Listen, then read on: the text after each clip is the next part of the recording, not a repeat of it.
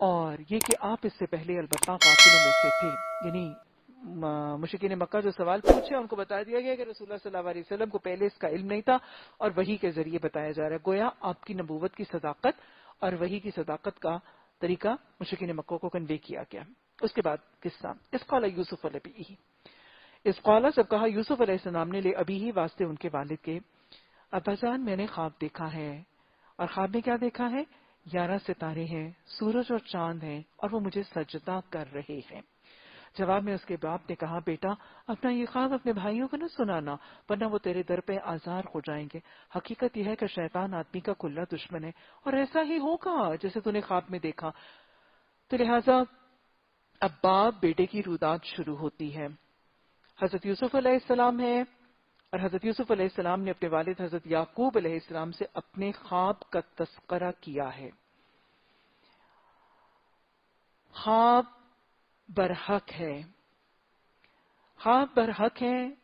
اللہ کے بندوں کو بھی اور اللہ کے نبیوں کو بھی خواب دکھائے جاتے ہیں, خوابوں کی تصدیق ہو رہی ہے. خواب 3 قسموں کے ہوتے ہیں. رؤیا یا خواب 3 قسموں کے ہیں, یعنی ان کی بنیاد, ان کی کاز پیچھے سے 3 وجوہات کی بنیاد پر خواب نظر آتے ہیں. کچھ خواب وہ ہیں جو حدیث دل یا حدیث نفس ہے, دل کی بات.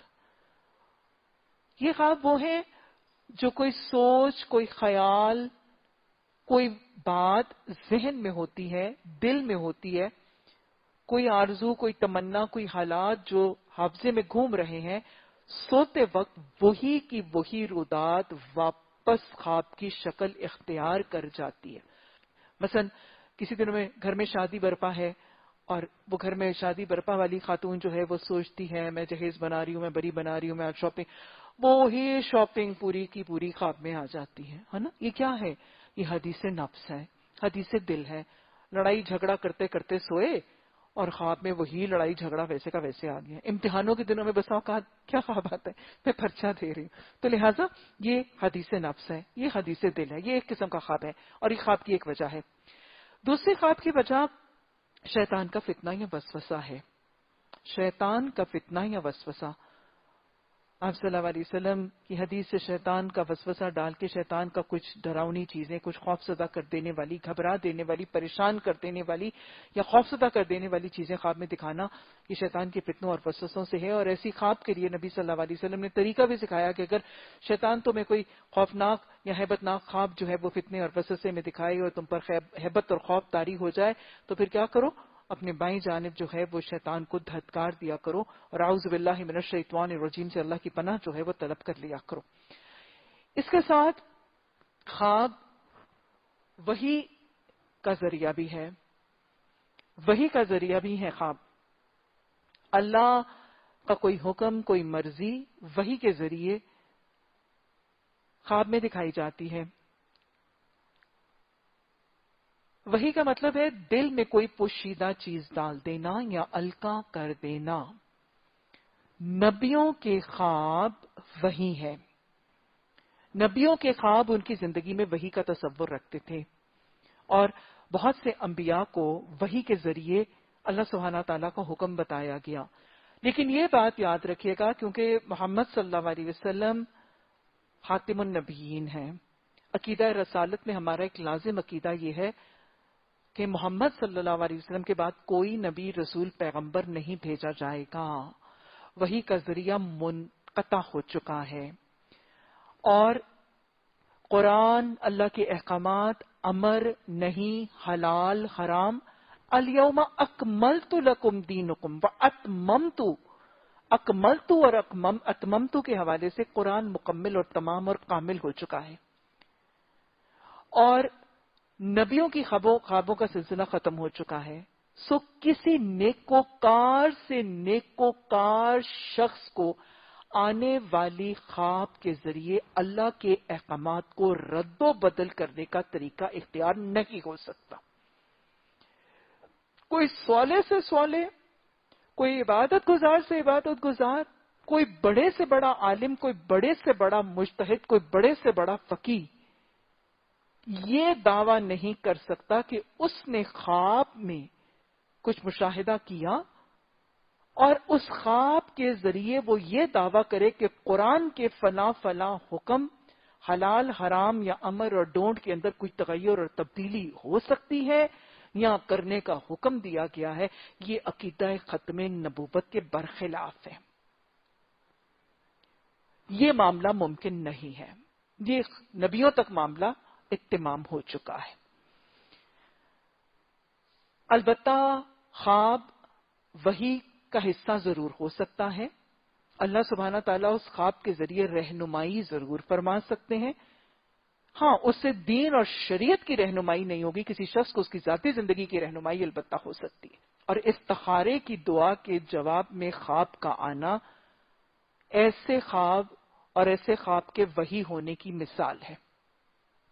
جب دعا مانگی جاتی ہے دعا استخارہ میں، اللہم انی استخیرک، اللہ میں تجھ سے خیر کی رہنمائی مانگتا ہوں، تو اللہ سبحانہ تعالیٰ بس اوقات خواب میں وہ رہنمائی دیتے ہیں اور خواب میں کوئی علامت دکھا دی جاتی ہے اور خواب میں رہنمائی اور گائیڈنس اس معاملے کے فیصلے کے لیے دے دی جاتی ہے. یہ وحی کی شکل ہے، لیکن یہ صرف ذاتی زندگی کی اس مسئلے کی رہنمائی ہے.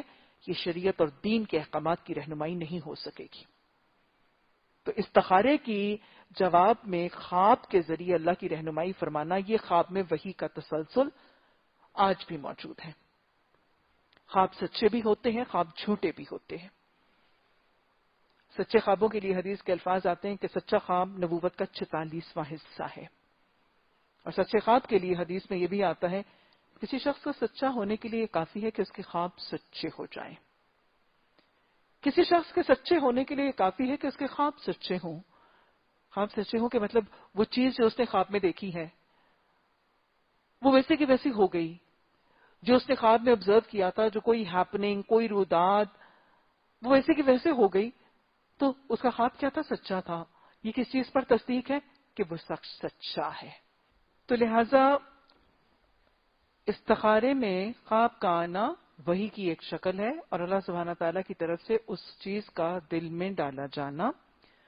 پھر خوابوں کے حوالے سے ہم نے بات کی کہ وہ سچے ہوتے ہیں اور جھوٹے ہوتے ہیں. تو میں بتا رہی تھی کہ کسی کا خواب سچا ہے تو اس کا مطلب یہ ہے کہ وہ اس کا سچا ہونا اس سے ثابت ہے. لیکن یہ بات یاد رکھیے گا کہ اگر کسی کے خواب جھوٹے ہیں تو اس کا یہ مطلب نہیں کہ وہ شخص جھوٹا ہے.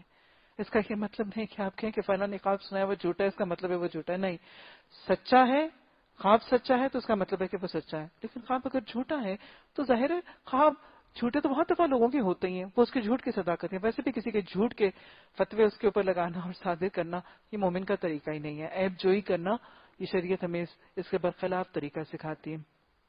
اسی طرح خواب اور استخارے کے بعد ایک اور چیز جو بسا اوقات آپ نے سنی ہوگی، خواب میں رسول اللہ صلی اللہ علیہ وسلم کا دیدار ہونا.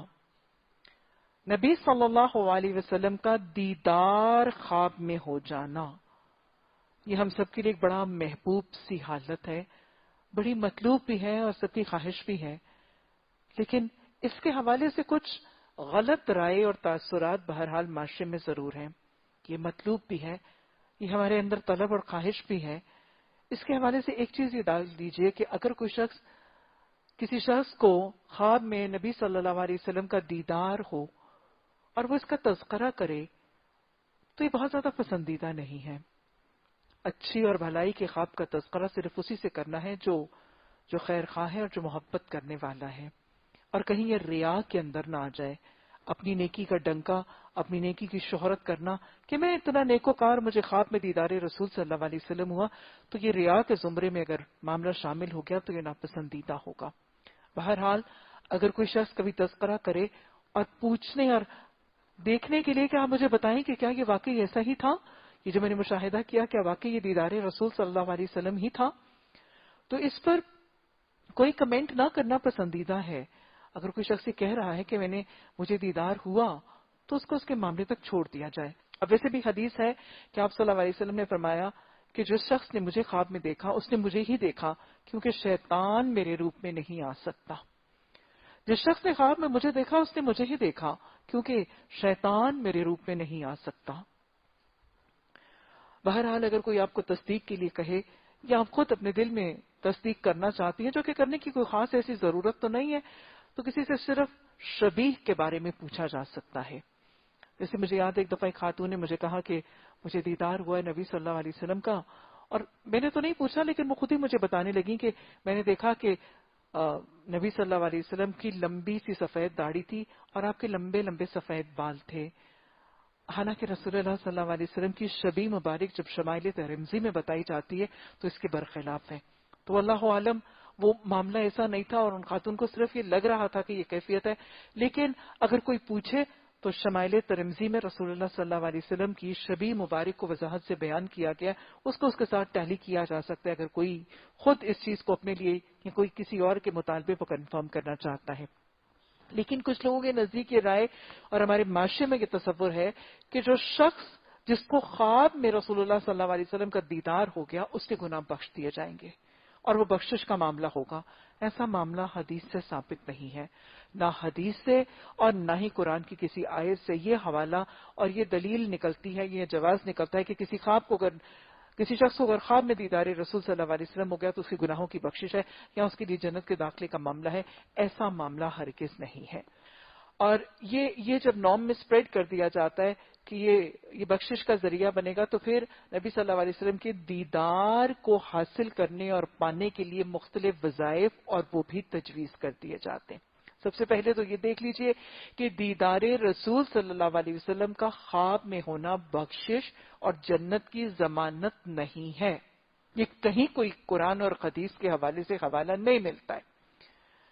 مثلا آپ اس کو اگر لاجیکلی سمجھنا چاہیں تو نبی صلی اللہ علیہ وسلم کی حیات طیبہ میں کتنے لوگ آپ کو اپنی آنکھوں سے بعینہ ہی دیکھ دیتے تھے. ابو جہل نے بھی دیکھا، عتبہ نے بھی دیکھا، شیبہ نے بھی دیکھا، لیکن ان کے لیے بخشش کا معاملہ نہیں ہوا.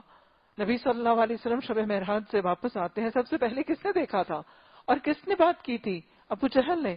لیکن ابو جہل فرعون حاضل امہ مارا گیا تھا، کنویں میں پھینکا گیا تھا، ہے نا. تو وہ جو آنکھوں سے دیکھتے تھے، چلتے پھرتے ہوئے دیکھتے تھے، جن کے سامنے رسول اللہ صلی اللہ علیہ وسلم نے، آج ہی ہم نے حدیث میں پڑھا کہ عتبہ اس نے نبی صلی اللہ علیہ وسلم کو سورہ نجم کی تلاوت کرتے ہوئے دیکھا، تو ان کے سامنے انہوں نے آنکھوں سے دیکھا اور ان کی بخشش کے لیے معاملہ نہیں تھا. تو کوئی خواب میں دیکھے گا تو اس کے لیے جنت کا معاملہ کیسے؟ جنت کا دار و مدار اپنے ایمان اور اپنے اعمال پر ہے. تو جو لوگ اس چیز کے ساتھ اس چیز کو منسوب کرتے ہیں کہ یہ بخشش کا ذریعہ بنے گا، پھر وہ اس فعل کو پانے اور اس حالت کو پانے کے لیے کچھ وظائف بھی تجویز کیے جاتے ہیں.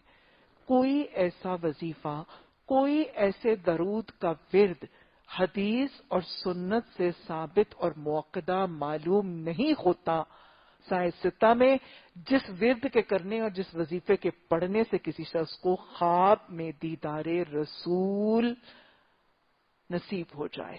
کوئی ایسا وظیفہ موجود نہیں اور کوئی ایسا درود آپ صلی اللہ علیہ وسلم نے تجویز کر کے نہیں سکھایا، پڑھایا اور بتایا. اسی طرح خواب کے حوالے سے ہم یہ بھی جانتے ہیں کہ کچھ خواب اچھے ہوتے ہیں اور کچھ خواب برے ہوتے ہیں. تو اچھے خوابوں کے ساتھ کیا کرنا ہے؟ وہی جو ہم آج کے سبق میں بھی پڑھیں گے اور جو رسول اللہ صلی اللہ علیہ وسلم کی تاکید بھی ہے. آپ نے فرمایا کہ جب کوئی شخص اچھا خواب دیکھے تو اسے چاہیے کہ اسے بیان نہ کرے مگر صرف اس شخص کے ساتھ جو اس سے محبت کرتا ہے اور قابل اعتماد ہے، یعنی ریلائبل ہے، ڈپینڈیبل ہے. یہ قصد نہیں کرے گا، کینے بغض کر کے ظلم زیادتی کا معاملہ میرے معاملے کے حوالے سے نہیں کرے گا اور پتہ بھی ہے کہ مجھ سے محبت کرتا ہے، میری خوشی میں خوش بھی ہوگا. اور برے خواب کے لیے آپ نے بتایا کہ جب کوئی شخص کوئی برا خواب دیکھے، یعنی کوئی خدا نخواستہ کوئی غلط کام کا ہونا، کوئی نقصان دہ ضرر رساں، کوئی چوری، کوئی ڈاکہ، کوئی قتل، کوئی ایکسیڈنٹ کی ہیپننگ خواب میں دیکھی جائے تو پھر کیا کیا جائے؟ آپ صلی اللہ علیہ وسلم نے فرمایا کہ جب کوئی شخص کوئی برا خواب دیکھے تو اسے چاہیے کہ اس کو بیان نہ کرے، یعنی کسی سے بھی بیان نہ کرے. کیونکہ آپ نے بتایا کہ جب کوئی شخص کوئی برا خواب دیکھتا ہے اور اس کو بیان نہیں کرتا تو وہ پرندے کے پاؤں کے ساتھ معلق رہتی ہے. وہ کام، وہ ہیپننگ جو اس نے خواب میں دیکھا ہے، جب تک وہ نریٹ نہیں ہوتا، جب تک وہ بیان نہیں ہوتا، اس کی روایت کسی کو سنائی نہیں جاتی، تب تک وہ ہوتا نہیں ہے. وہ پرندے کے پاؤں کے ساتھ معلق رہتا ہے، لٹکا رہتا ہے، ابھی ہیپن نہیں ہوتا، ابھی رونما نہیں ہوتا، لیکن جب اس کو بیان کر دیتا ہے تو وہ ایسے ہی ہو جاتا ہے. تو لہٰذا اگر کوئی برا خواب دیکھیں اور اس خواب کے ہونے کا اتنا خوف ہے کہ ہائے میں نے خواب میں آج یہ ہوتے ہوئے دیکھا، تو دیکھ کے اتنا خوف ہے تو اس کے ایکچوئل ہیپننگ کا کتنا خوف ہوگا. تو لہٰذا اگر ہیپننگ سے بچنا چاہتے ہیں تو اس کو نریٹ نہ کیا جائے. اب ایسے میں آپ کو بتاؤں کہ ہمیشہ ہی برا خواب لوگ نریٹ ضرور کر دیتے ہیں، حالانکہ حدیث میں اس کی منائی ہے. اور میں آپ کو بتاؤں کہ اس میں حکمت بھی بہت ہے. آپ بس اوقات ایک شخص نے ایک برا خواب دیکھا اور ایک بہت ہی بری سی سچویشن ہوتے ہوئے دیکھی، اگر اس کو بیان نہیں کیا جائے گا تو کیا ہوگا؟ تھوڑی دیر اس کا احساس اور اس کی میموری جو ہے وہ حفظ میں رہے گی، لیکن تھوڑی دیر کے بعد نہ بیان کرنے کی وجہ سے وہ حافظے سے محو ہو جاتی ہے. ایسا ہی ہوتا ہے نا. بس ایک دو دن کے لیے ہیبت ناک سے ہیبت ناک خوف ہے، اس کا تاثر ہمارے ذہن پہ، ہمارے حواس پہ کتنی دیر رہتا ہے؟ میکسیمم ایک دن کا حصہ، یا چلے پورا دن بھی. اس کا خوف، اس کی ہیبت اور اس کا وہ سٹریس جو ہے وہ خواب پہ اپنے حواس پہ طاری رہتا ہے. لیکن اگر اس کو بیان نہ کیا جائے تو اگلے دن وہ بات بھول جاتی ہے. ایسا ہی ہوتا ہے نا، حواس پہ نہیں رہتا. لیکن اگر اس کو بیان کر دیا جائے تو کیا ہوتا ہے؟ وہ بیان کرنے کی وجہ سے اور پکا ہو جاتا ہے اور ذہن نشین ہو جاتا ہے، اور بیان کرنے کی وجہ سے ہم اس کو پھر پورا ری لیو کرتے ہیں، اس پوری کی پوری روداد میں سے پھر گو تھرو کرتے ہیں، اور وہ بالکل حافظے میں پختہ ہو کے جم جاتا ہے. اس کا سٹریس، اس کی انگزائٹی، اس کی وہ ساری کی ساری چیزیں ہمارے حواس پہ اور گڑ رچ بس جاتی ہیں، اور پھر امکان ہی کی وجہ سے بس اوقات ہمارے رسپانسز اور ریئیکشن اور بیہیویئر چینج ہو جاتا ہے.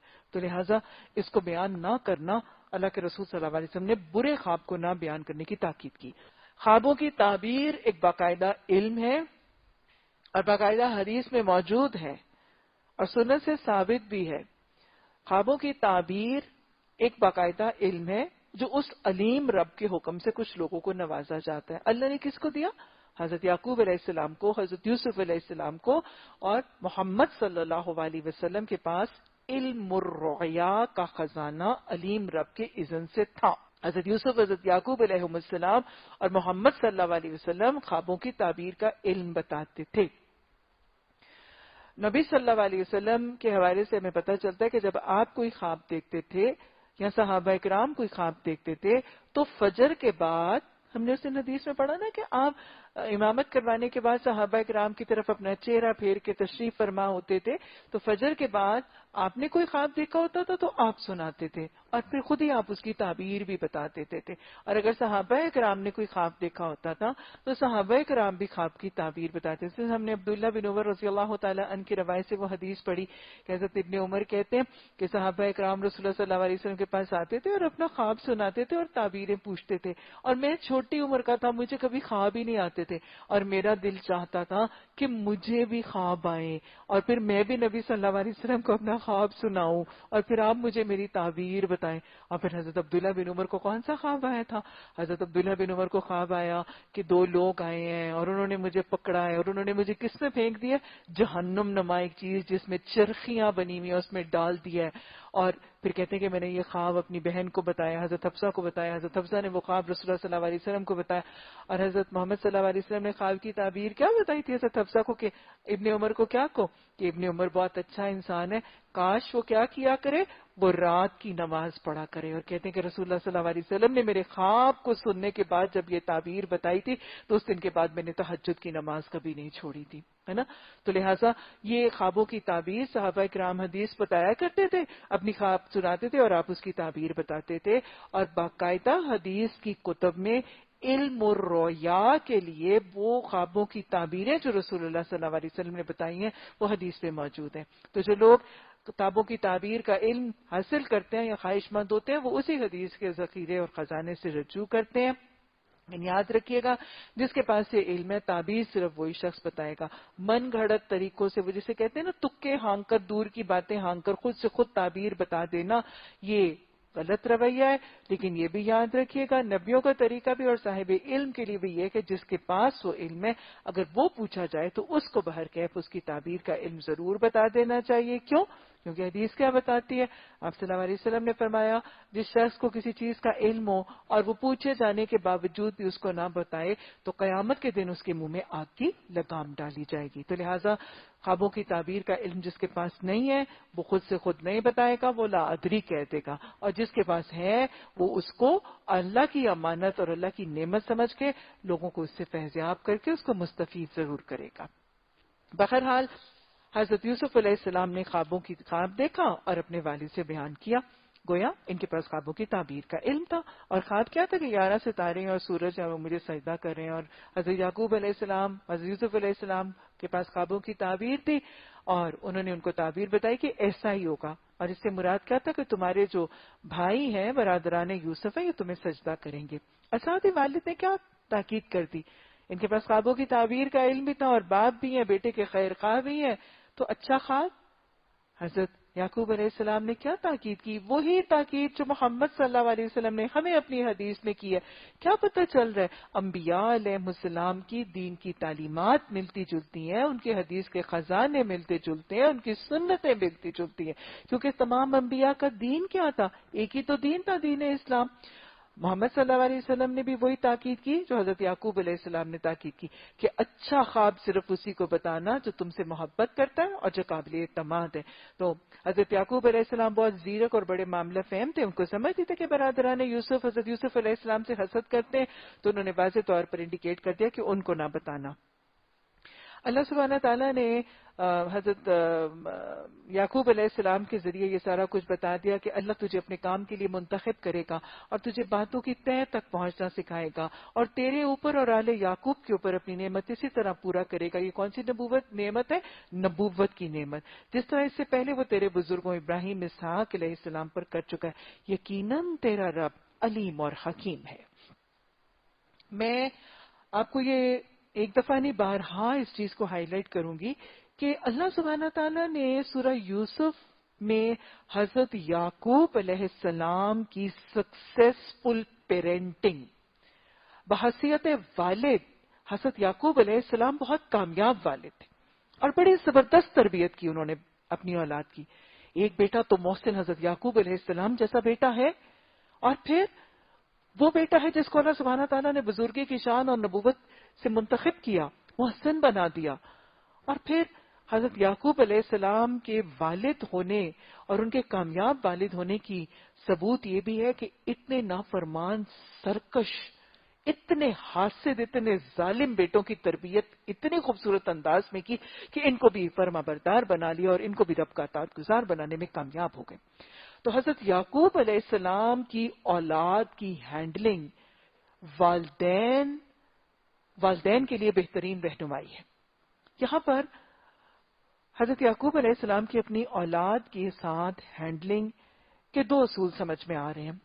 ایک تو بالکل شروع میں دیکھیں کہ حضرت یوسف علیہ السلام نے اپنے والد کو اپنا خواب سنایا. بحیثیت باپ ان کا اپنے بیٹے کے ساتھ تعلق کیسا ہے؟ بڑا قریبی سا تعلق ہے. حضرت یعقوب علیہ السلام ایز اے سکسیسفل فادر کیا نظر آتا ہے؟ اپنی اولاد کے قریب ہے، ان کے ساتھ ایک بے تکلفانہ سا طریقہ ہے، ایک دوستانہ سا طریقہ ہے، ایک شفقت والا طریقہ ہے، محبت کا طریقہ ہے. قرب ہے، شفقت ہے، محبت ہے، بے تکلفی ہے، دوستی ہے، اور ایک لبرٹی آف سپیچ ہے. ایک بے جا کا ایک بیریئر اور بے جا کی ایک رکاوٹ والد اور اولاد کے درمیان نظر نہیں آ رہی ہے. بیٹے کو خواب آتا ہے تو ایک دوستانہ ماحول میں آسانی سے کمفرٹیبلی اپنا خواب اپنے باپ کو نریٹ کر رہے ہیں. اور دوسری بات، باپ اپنی اولاد کے لیے اویلیبل ہے، اپنی اولاد کو وقت دیا جا رہا ہے، توجہ دی جا رہی ہے، محبت دی جا رہی ہے، ان کے ساتھ دوستانہ انوائرمنٹ ہے. باپ اور بچوں کا ایک انٹریکٹیو، فرینڈلی سا، کمیونیکیٹو سا ماحول ہے. آج بس اوقات آپ دیکھتے ہیں کہ باپ بس ایک آرٹیفیشل سا ڈھونس والا باپ بن کے بیٹھ جاتا ہے. یا بس اوقات آج کے دور میں ہم دیکھتے ہیں کہ باپ کو اپنی اولاد کے لیے وقت نہیں ہے، اتنی چھوٹی چھوٹی باتیں شیئر کرنے کا ٹائم نہیں ہے. آج ہمارے معاشرے میں یہ کلیمٹی ہے. آج کہاں باپوں کو وقت ہے اور کہاں اولادوں کو بھی وقت ہے کہ باپوں کے پاس بیٹھے اور اپنے خواب نریٹ کریں. آج تو ماؤں کے پاس وقت نہیں ہے ان چیزوں کا. اسکول کی ہیپننگ سننا، آج اپنی اولادوں کی تربیت اس ماحول میں کرنا چاہتے ہیں. آج کا ماحول بدترین ماحول ہے، گندا ترین ماحول ہے، کثیف ترین ماحول ہے. گندگیوں سے بھرا ہوا ماحول ہے. اس ماحول میں اپنے بچے کو بچا کر اسے محسن بنا کر اللہ کی عبادت کرنے والا بندہ بنانا چاہتے تو ان کو وقت دینا ضروری ہے, ان کو توجہ دینی ضروری ہے, ان کو اہمیت دینی ضروری ہے, ان کے قریب ہونا ضروری ہے, ان کے ساتھ ان کی زندگی کی ہیپننگز, ان کی زندگی کے مشاہدات, ان کی زندگی کے تجربوں کو شیئر کریں. آج کی ماں, آج کا باپ اپنے کاروبار, اپنے دھندے, اپنے جاب, اپنے سیمینارز اور اپنی میٹنگز میں بزی ہے, اور آج کی ماں کافی پارٹیوں, ٹی پارٹیوں, کمیٹی پارٹیوں, اپنے پارلروں, اپنے پروفیشنز, اپنے کاروباروں, اپنے گھروں کو سجانے, اپنے مال, اپنے جوڑوں, اپنے ریا کو دکھانے میں مصروف ہے. اس کے پاس اپنے بچوں کے قریب ہو کر اس کے اسکول کی روداتیں, وہ کس سے مل رہا ہے, وہ اپنے ماحول میں کیا دیکھ رہا ہے, کیا سن رہا ہے, یہ وقت دینا ضروری ہے, یہ توجہ دینی ضروری ہے, اور ان کی چھوٹی چھوٹی زندگی کی ہیپننگز کو شیئر کرنا ضروری ہے. وہ آپ کے ساتھ دوستانہ ماحول میں کھل کے سب کچھ بتائیں جو ان کی زندگی میں ہو رہا ہے. بہت اصول اہم ہے. اور پھر اس کے بعد حضرت یعقوب علیہ السلام کی سکسیسفل پیرنٹنگ کا دوسرا ٹپ یہاں پہ نظر آ رہا ہے. بیٹے نے باپ کو خواب سنایا تھا. بچوں کے سوالوں کا جواب دینا ضروری ہے. بچے, آج کے دور میں یہ چیز بہت اہم ہے.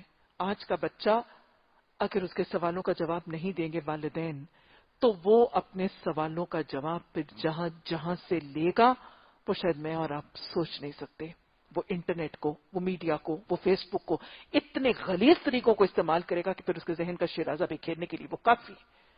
خود انٹریکٹ کریں, ان کو انکریج کریں پوچھنے پر, ان کے ننھے ننھے ذہنوں میں جو سوال ہے ان کا جواب دیں ان کو, اور تحمل کے ساتھ, صبر کے ساتھ, علم کے ساتھ جواب دینا ضروری ہے. اور پھر حضرت یعقوب علیہ السلام کا ایک اور طریقہ نظر آ رہا ہے.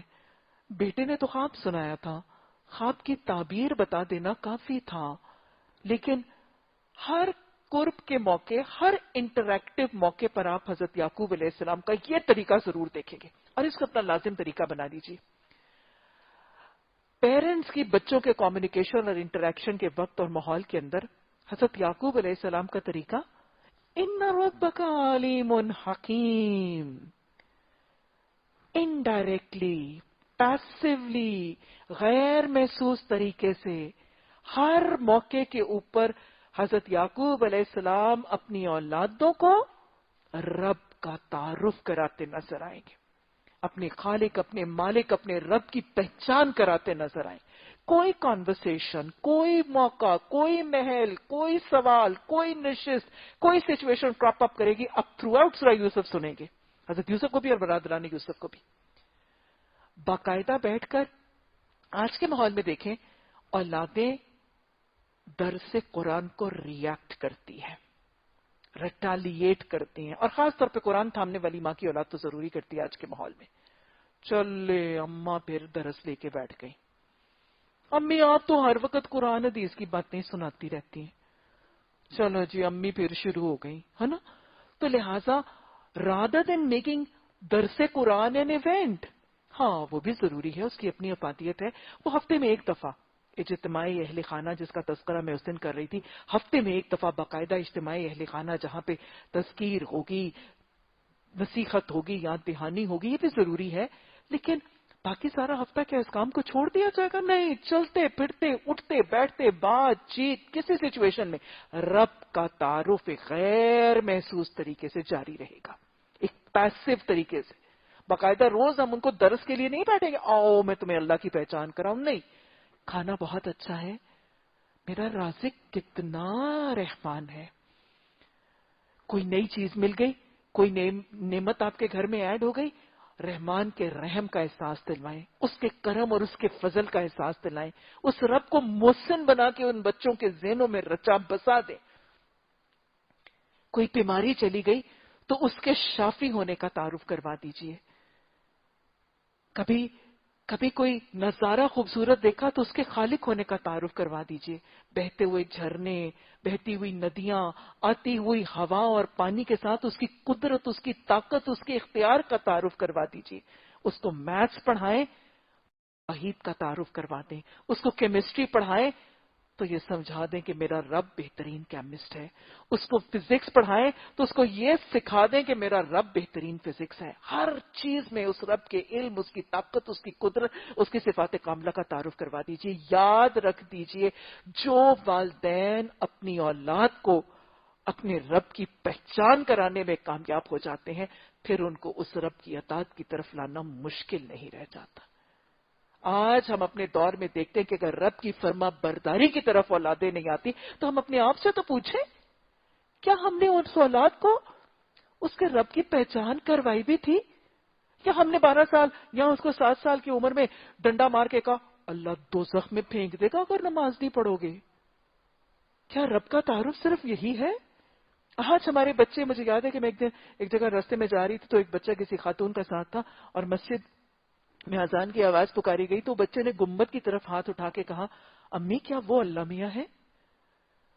مطلب وہ بچہ بات کر رہا تھا، 4-5 سال کا بچہ تھا. اینڈ آئی فیل سچ اے لاس کہ اس بچے کو اس رب کا تعارف ہی نہیں کروایا گیا تھا.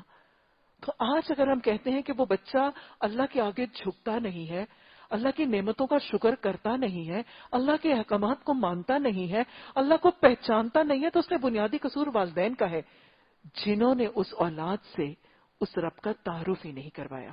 یاد رکھیے گا، اولاد کو دیندار بنانے کے لیے یہ بہت افیکٹو نسخہ ہے. گاہے بگاہے، آگے پیچھے، نان فیلٹ، غیر محسوس طریقے سے اولاد سے رب کا تعارف کرواتے رہنا.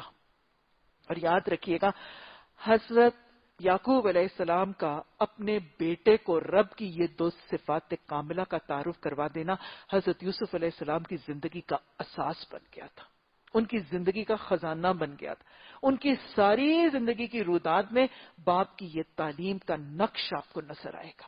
باپ نے سکھا دیا تھا یوسف دیکھ لے تیرا رب علیم حکیم ہے. زندگی کا ہر مشکل موڑ، زندگی کی ہر مشکل میں آپ کو حضرت یوسف علیہ السلام کے اندر وہ جو بے پایا صبر نظر آئے گا. اس کے پیچھے تعلیم کیا تھی؟ باپ نے یہ جو گھٹی میں ڈال دی تھی تعلیم. کوئی درس کی محفل نہیں قائم کی تھی، کوئی باقاعدہ نشست نہیں برپا کی تھی. رب نے بس غیر محسوس طریقے سے باپ نے رب کی پہچان کروا دی. اللہ ہمیں اس حکمت سے، اس محبت سے، اس مستعدی سے، اس ہمتن گوش ہو کے لگاتار رب کا تعارف اپنی اولادوں کو کروانے کی توفیق عطا فرمائے. اور پہلے سب سے اللہ ہمیں اپنی پہچان اور محبت عطا فرمائے. اللہ اپنی اتنی زبردست پہچان دے اور اللہ اپنا اتنا شدید محبت دے کہ ہم ہر موقع پر تیرا ذکر اور تیرا تعارف کروانے والی خوش نصیب مائیں بن جائیں. حقیقت یہ ہے کہ یوسف علیہ السلام اور اس کے بھائیوں کے قصے میں ان پوچھنے والوں کے لیے بہت بڑی نشانی ہے. یہ قصہ یوں شروع ہوتا ہے کہ اس کے بھائیوں نے آپس میں کہا یہ یوسف اور اس کا بھائی دونوں ہمارے والد کو ہم سے زیادہ محبوب ہے.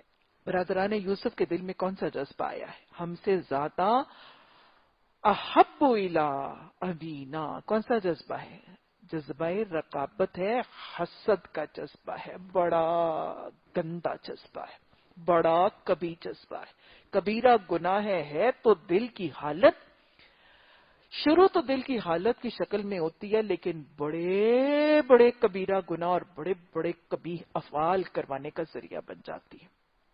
آیا تھا حسد کا جذبہ کہ حضرت یوسف علیہ السلام اور ان کے بھائی ہم سے زیادہ محبوب ہیں. یہ وہ گندا جذبہ ہے کہ جو نیکیوں کو برباد کر دیتا ہے اور بڑے بڑے گناہ لازم کر دیتا ہے. حسد نیکیوں کو ویسے جلا کے راکھ کر دیتی ہے، نیکیوں کو ویسے برباد اور تباہ کر دیتی ہے جیسے آگ لکڑی کو تباہ کر دیتی اور جلا کے راکھ کر دیتی کہ کچھ بھی نہیں بچتا. اور حسد بڑے بڑے گناہوں کا دروازہ نیکیاں برباد کر دیتی اور گناہ لازم کر دیتی. حسد کیا تھا ابلیس نے حضرت آدم علیہ السلام سے. حسد کیا تھا حضرت آدم علیہ السلام کے بیٹوں میں حابیل اور قابیل کے درمیان حسد ہوا تھا. اس کی بیوی خوبصورت، اس کی قربانی قبول. ابلیس نے حسد کیا تھا، جہنم میں ڈالے جانے اور جنت سے نکالے جانے کا ذریعہ بن گیا تھا. ابلیس کے حسد نے اس کو کانا من الکافرین بنا دیا تھا. ابلیس کے حسد نے اس کو مزعوم مدحورا بنا دیا تھا. اللہ کی نافرمانی اور سجدے سے انکار کا عمل اس کے لیے آسان کر دیا تھا. نیکیاں ختم کر کے برباد کر دی تھی. ارے ارے یہ ابلیس فرشتوں کا ہم نشین تھا. اس کی ساری نیکیاں اس کے حسد نے برباد کر کے اس کے لیے اللہ کی نافرمانی کا گناہ لازم کر کے اس کو واصل بجہنم کا انجام بنا دیا تھا. حابیل اور قابیل میں حسد آیا تھا. نبی کے بیٹے تھے, بھائی کا قتل آسان کر دیا تھا.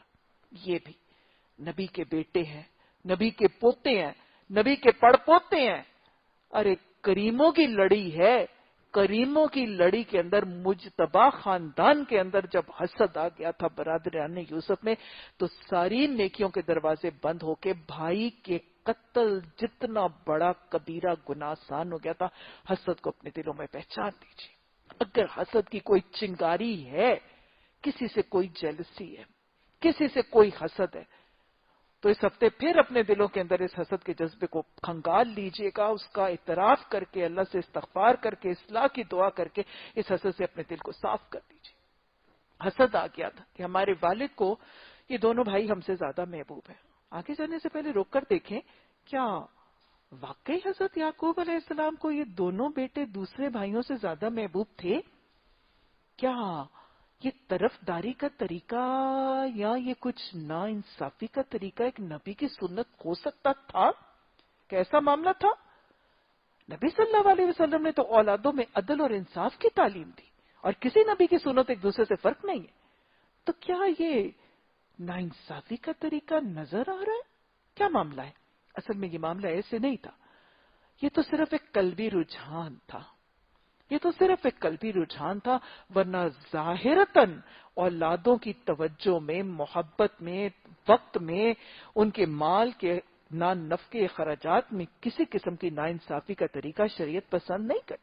یہ تو بالکل وہ ایک فطری سا میلان اور رجحان ہے. آپ نے بسا اوقات ہم مائیں ہم خود محسوس کرتی ہیں, 3, 4, 5 اولادیں ہیں, بسا اوقات ان اولادوں میں سے ایک صالح ہوتی ہے, ایک بچہ, ایک بیٹی فرما بردار, خدمت گزار, زیادہ حلیم طبیعت, زیادہ اخلاق والا ہوتا ہے. ماں کے دل میں نہ کرتے اس کی طرف ایک میلان اور جھکاؤ ہو جاتا ہے. وہ اولاد زیادہ پیاری ہو جاتی ہے, اس کی طرف ایک جھکاؤ قلبی طور پر ہو جاتا ہے. ہزار نہ چاہنے کے باوجود وہ ایک فیلنگ, دل کی کیفیت, اور اس دل کے معاملے پر کسی پر کوئی مکلف اور بوجھ نہیں ہے. لیکن یہ فطری رجحان ہے. یہ بس اوقات یہ مائیں اگر ہم اپنے دل کھنگالیں گی تو آپ کو یہ معاملہ نظر آئے گا. تو لہٰذا یہ وہ فطری طور پر ایک میلان اور رجحان تھا جو حضرت یعقوب علیہ السلام, ورنہ ظاہری ناانصافی اور حق تلفی کا معاملہ موجود نہیں. اور یہ فطری میلان کیوں تھا؟ اب دونوں اولادوں کے درمیان فرق دیکھیں گے. حضرت یوسف علیہ السلام اتنے محسن, اتنے فرما بردار, اتنے حلیم طبیعت, اتنے درگزر کرنے والے, اور دوسری اولادوں کا حال دیکھ لیجئے. وہ کہتے ہیں حالانکہ ہم پورا ایک جتھا ہے. ہاں, کون سا عنصر نظر آ رہا ہے؟ تکبر اور گھمنڈ کا. آپ دیکھیں گے اب برادران یوسف کے مقابلے میں حضرت یوسف علیہ السلام کی طرف حضرت یعقوب کا میلان اور رجحان کیوں ذرا ہلکا سا زیادہ تھا؟ کیونکہ دوسرے وہ جو برادران یوسف ہے ان کا رویہ ہی بڑا ناپسندیدہ اور ناشائستہ ہے. ان کے رویے دیکھیے, برادران یوسف کی کچھ صفتیں دیکھیے, کیا رویے, یہ ناپسندیدہ صفتیں. ہم پورا جتھا ہے, کیا رویہ ہے برادران یوسف کا؟ ایک تکبر, ایک گھمنڈ, ایک تفاخر, اکڑنا, اترانا, فخر جتانا کسی دوسرے کے مقابلے میں. اور پھر ان کی ترجیحات کیسی ہیں؟ یہ سمجھتے ہیں برادران یوسف, یہ سمجھتے تھے کہ والد کی محبت کس کو زیادہ مل جاتی ہے؟ جو شہزادہ مالدار ہوتا ہے, جو زیادہ طاقتور ہوتا ہے. کیا والدین کسی ایسی اولاد سے زیادہ محبت کرتے ہیں؟ یا والدین کا رجحان, یا والدین کا میلان, یا والدین کی محبت اولاد کے مال, اس کے عہدے, اس کے اقتدار, یا اس کی قوت, یا اس کی طاقت کی بنیاد پر ہوا کرتی ہے؟ نہیں. ماں باپ کو کون سی اولاد زیادہ محبوب ہوتی ہے؟ ماں باپ کی آنکھوں کی ٹھنڈک کون سی اولاد ہوتی ہے؟ وہ بیٹا جو کور کمانڈر ہے, یا وہ بیٹا جو ماں کا فرما بردار اور خدمت گزار ہے؟ والد کی آنکھوں کی ٹھنڈک کون سا بیٹا ہوتا ہے جو بہت اچھی ملٹی نیشنل میں لاکھوں کروڑوں کما رہا ہے، یا وہ جو ماں باپ کی اطاعت اور فرما برداری کر کے اس کے ساتھ حسن سلوک سے پیش آ رہا ہے؟ اللہ کو بھی ایسی ہی اولاد پسند ہے، اور والدین بھی اپنے لیے ایسی ہی اولاد کو پسند کرتے ہیں. تو لہٰذا ان کی والدین کی محبت اور والدین کی توجہ کی ترجیحات کا پیمانہ بھی فرق ہے. یہ سمجھتے تھے کہ اگر ہم جتھا ہیں تو ہم محبت کے زیادہ لائق ہیں، حالانکہ ایسا پیمانہ بھی غلط ہے. کہنے لگے سچی بات ہے کہ ہمارے ابا جان تو بالکل ہی بہک گئے ہیں، اب اولاد کا حال دیکھ رہے ہیں، اولاد کا حال کیسے گستاخ ہے، کیسے بد اخلاق ہے، کیسے بد زبان ہے، اپنے والد کو کیا کہہ رہے ہیں. وہ جو کہتے ہیں نا بس اوقات اماں کی تو مت ماری گئی ہے، ابا تو بالکل ہی سٹھے آ گیا ہے. آج کے زمانے میں یہ جملے موجود ہیں. یہ برادران یوسف کیسے جملے ہیں. والدین کے ساتھ بد اخلاقی، بد زبانی، گستاخی کرنا. ابا بہک گیا، ابا کی مت ماری گئی، اماں بہک گئی، اماں سٹھے آ گئی. ہاں یہ وہ جملے. تو لہٰذا برادران یوسف کا طریقہ دیکھیں، تکبر کرتے ہیں، کسی کی توجہ اور محبت کا پیمانہ مال، حکومت، عہدہ، اقتدار، دنیاوی طاقت کو سمجھتے ہیں، اور بد اخلاق ہیں، نہ شائستہ ہیں، گستاخ ہیں، بد زبان ہیں، نہ عزت کرنی جانتے ہیں، نہ عزت لینی جانتے ہیں. چلو یوسف علیہ السلام کو قتل کر دو، کہیں پھینک دو، تاکہ تمہارے والد کی توجہ تمہاری ہی طرف ہو جائے. ہاں یہ ہے حسد، اور یہ کروا دیتا ہے حسد. یاد رکھیے گا حسد ایک منفی جذبہ ہے. حسد ایک منفی جذبہ ہے، اور جب دل میں حسد کا منفی اور نیگیٹوسٹک جذبہ آتا ہے تو وہ پھر مثبت کاموں کی طرف نہیں، منفی اور نیگیٹو کاموں ہی کی طرف لے جاتا ہے. اب دیکھیں یہ برادران یوسف ہیں، انہوں نے ایک حقیقت کو پہچانا کہ ہمارے والد کی توجہ بھائی کی طرف زیادہ ہے.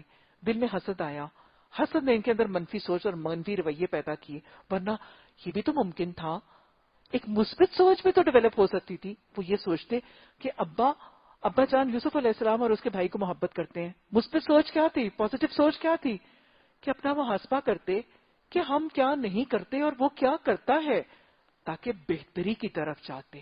لیکن جب حسد دل میں آتا ہے تو پھر اصلاح نہیں ہوتی، پھر منفی اور نیگیٹو جذبات نیکی سے روک کے گناہ کے دروازے کھولتے ہیں. بجائے اس کے کہ پازیٹیولی سوچ کے اپنی اصلاح کرتے، اپنے اخلاق کو سنوارتے، اپنے تکبر کو نکالتے، اپنی فرما برداری بڑھاتے اور اپنے آپ کو یوسف علیہ السلام کے احسان کے رنگ میں رنگ کے باپ کی توجہ حاصل کرنے میں کامیاب ہو جاتے. نہیں نا، لیکن حسد تھا، منفی ہی سوچ ہے. اچھا ہم باپ کی توجہ نہیں لے سکتے، پازیٹیو طریقے سے نہیں لے سکتے، ہم نیگیٹو طریقے سے لیتے ہیں، چلو یوسف علیہ السلام کو ہی قتل کر دو.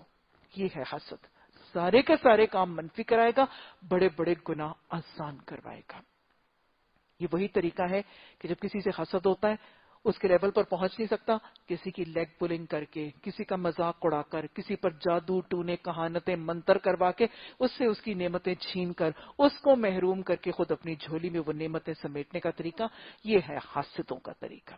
اور پھر کیا کہنے لگے کہ پہلے تو اس کو قتل کر دو اور پھر یہ کام کرنے کے بعد نیک بن جانا. یہ بھی شیطان کروایا کرتا ہے. یاد رکھیے گا شیطان کبھی بھی گناہ کو گناہ سمجھ کے نہیں کرواتا. اور اول تو آپ کو پتا نا کہ وہ شوگر کوٹڈ بنا کر اس کو لپیٹ کے اس کو مزین کر کے کرواتا ہے. اور بسا اوقات اگر وہ گناہ کو گناہ کر کے کرواتا ہے تو پھر وہ کیا کہتا ہے اللہ بڑا غفور رحیم ہے، چلو اب کر لو پھر بعد میں توبہ کر لینا. تو یہ بھی بسا اوقات آج ہمارے معاشرے میں جو اتنے لوگ رشوت کھا رہے ہیں، وہ رشوت کی قباحت کو کیا سمجھتے نہیں ہیں، رشوت کی قباحت کو کیا پہچانتے نہیں ہیں. شیطان نے ان کو کون سی لوری سنا دی؟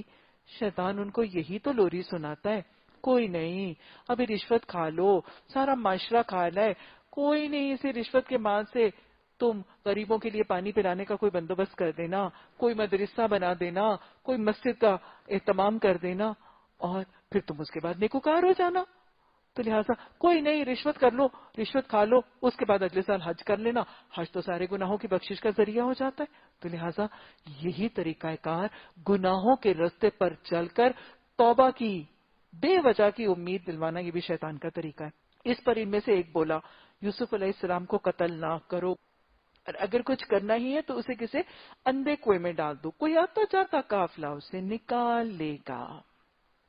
ہوتا کیا ہے، جو اللہ چاہتا ہے، اور اللہ جو چاہتا ہے اس کے لیے اللہ کیا کرتا ہے، اس کے وسیلے اسباب خود ہی بنا لیتا ہے. کبھی قافلوں کو پھیر دیتا ہے، کبھی ہواؤں کو پھیر دیتا ہے، کبھی کسی کے دل کو پلٹا دیتا ہے. قتل کی سازش ہوئی، قتل کا پلان بنا، لیکن اللہ سبحانہ تعالیٰ کیا چاہتا تھا؟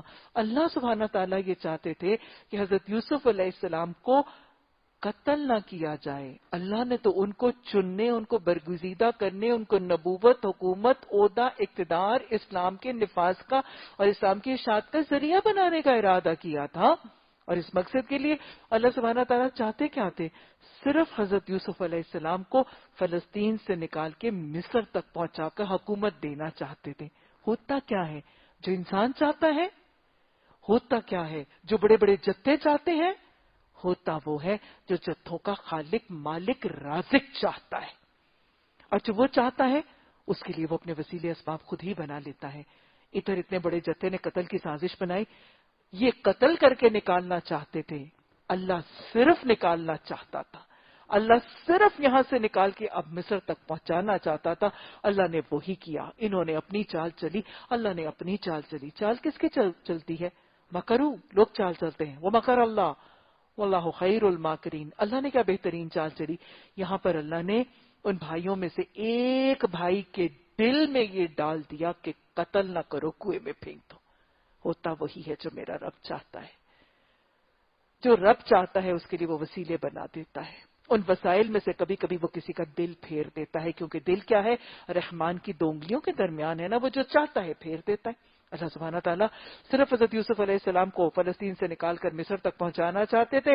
اللہ نے اپنے اذن اور اپنے فیصلے کا مکر کا چال کیا چلی؟ انہوں نے قتل کی چالیں چلی۔ اللہ نے چالیں چلنے والوں کا دل پھیر دیا، جس کی دو انگلیوں کے درمیان ان قتل کی سازش کرنے والوں کے دل تھے، اللہ نے ان کا دل پھیر کر ان کو قتل کے بجائے اندھے کنویں میں پھینکنے کا طریقہ اختیار کر دیا۔ یاد رکھیے گا جہاں تکلیف کے راستے آ رہے ہوتے ہیں، جہاں تکلیف کا ذریعہ اللہ کی طرف سے بن رہا ہوتا ہے، وہاں میرا رحمان رب کبھی اپنے بندے کو چھوڑتا نہیں ہے، وہ تکلیف کو کاٹنے کے ذریعے اس کے ساتھ ساتھ فراہم کرتا رہے۔ یہ بات پلے سے باندھ دیجئے، میرا رب رحمان، میرا رب حکیم ہے۔ جب وہ تکلیف دیتا ہے تو اس میں کوئی نہ کوئی حکمت اور خیر ہوتی ہے، لیکن وہ خیر اور حکمت دینے والا حکیم رب بھی بندے کو تنہا چھوڑتا نہیں ہے۔ جب وہ تکلیف کا پیش خیمہ کرتا ہے تو اس کے ساتھ تکلیف نکالنے کا سدباب وہ خود ہی فراہم کر دیتا ہے۔ یہاں پر اللہ سبحانہ تعالیٰ نے بھائیوں کے ذریعے قتل کی سازش اور اتنی بڑی تکلیف کا ذریعہ بنایا، وہاں پر اللہ نے جان کے بچانے کا وسیلہ پہلے فراہم کر دیا۔ اللہ سبحانہ تعالیٰ ہمیں ایمان عطا فرما، اللہ اپنی پہچان عطا فرما، اللہ اپنی محبت عطا فرما، اللہ اس پہچان کو اپنی اولادوں اور اپنی ذریت تک منتقل کرنے کی توفیق عطا فرما۔